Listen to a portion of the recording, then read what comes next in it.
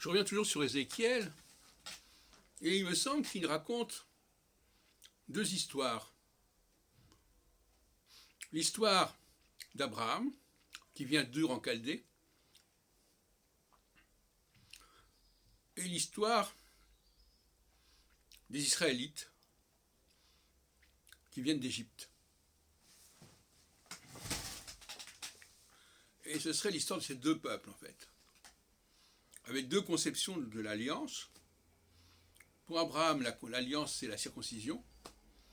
Pour les gens qui viennent d'Égypte, sont les Shabbats, c'est-à-dire le chapitre 20 d'Ézéchiel. Et pour Abraham, le chapitre 17 de la Genèse. C'est la même notion de hôte. Alliance d'Abraham, hôte. Alliance de Jacob, hôte.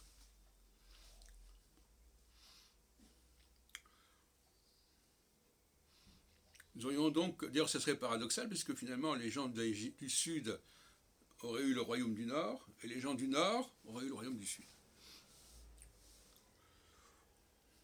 Ceux qui viennent d'Ur en Chaldée auraient eu Jérusalem, et ceux qui viennent d'Égypte auraient eu la Galilée, etc. Bon, c'est une intuition que j'avais depuis longtemps, à savoir que ces deux peuples étaient différents,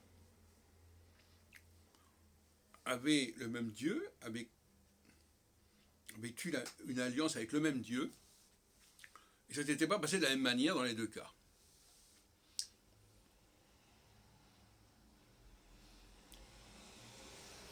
Donc nous avons affaire à un Dieu qui a deux peuples, qui a choisi deux peuples.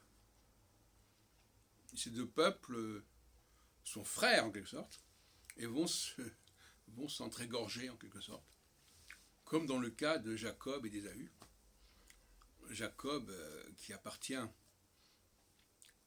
quelque sorte au monde égyptien, et Ésaü qui appartiendrait au monde abrahamique du Nord.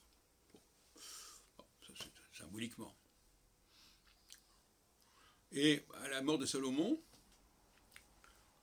ces deux entités vont se séparer.